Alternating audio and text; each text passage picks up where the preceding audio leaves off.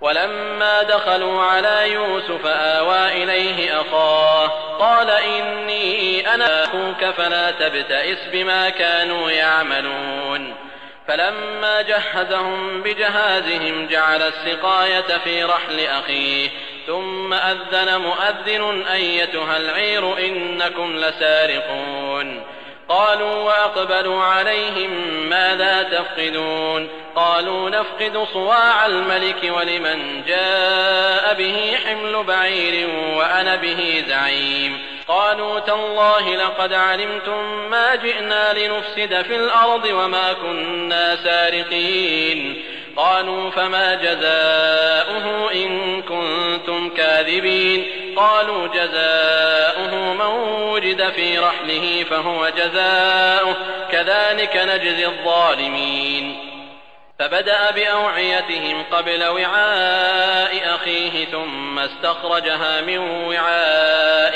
أخيه كذلك كدنا ليوسف ما كان ليأخذ أخاه في دين الملك إلا أن يشاء الله نرفع درجات من نشاء وفوق كل ذي علم عليم قالوا إن يسرق فقد سرق أخ له من قبل فأسرها يوسف في نفسه ولم يبدها لهم قال أنتم شر مكانا والله أعلم بما تصفون قالوا يا أيها العزيز إن له أبا شيخا كبيرا فخذ أحدنا مكانه إنا نراك من المحسنين قال معاذ الله أن نأخذ إلا من وجدنا متاعنا عنده إنا إذا لظالمون.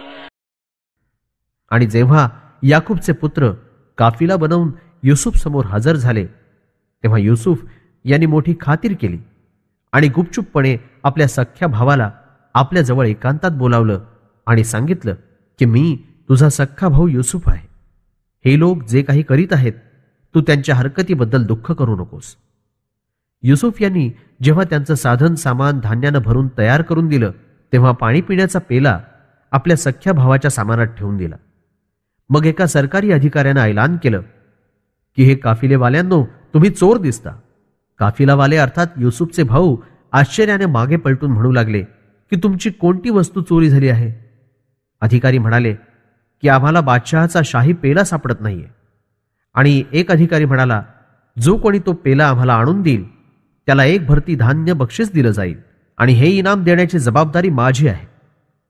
काफिलेवाले म्हणाले की अल्लाहची शपथ, ही गोष्ट तर तुम्ही देखील जाणता की आम्ही या देशात उत्पात करण्यासाठी आलो नाही आणि आम्हाला चोरी करणं माहीत सुद्धा नाही.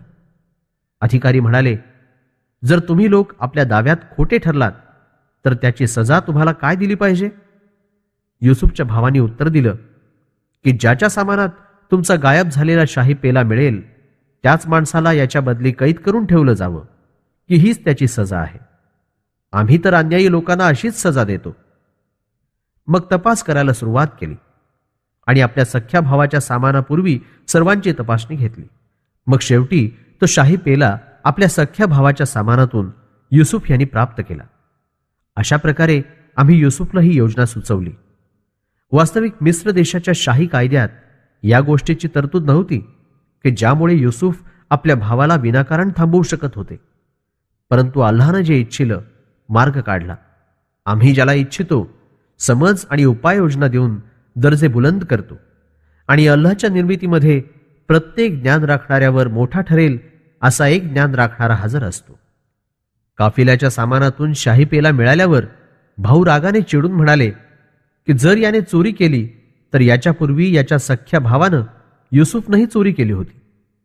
युसुफ यांनी हा खोटा आरोप ऐकून मनावर ताबा ठेवला आणि मनातल्या मनात म्हणाले की अजूनही तुम्ही खालच्या पातळीपासून वर उठू शकला नाही आणि जो काही खोटा आरोप तुम्ही लावित आहात अल्लाहला त्याची हकीकत चांगल्या प्रकारे माहीत आहे. युसुफ यांच्या भावांनी मिस्रच्या अजीजला विनंती केली की सरकार, या मुलाचा बाप फार म्हातारा आहे. आपण याच्या जागी आमच्यापैकी कोणालाही कैद करून घ्या. आम्ही तर पाहतो की आपण आमच्यावर फार उपकार केला आहे आणि आपण मोठे नेक स्वभावाचे आहात. युसुफ म्हणाले, अल्लाह रक्षण करू. आम्हाला ज्याच्याजवळ आमची वस्तू मिळाली आहे त्याला सोडून दुसऱ्या कोणालाही आम्ही अटक करणार नाही. आम्ही जर असं करू लागलो तर आमचीही गणना जुलमी आणि अत्याचारी लोकांमध्ये होईल.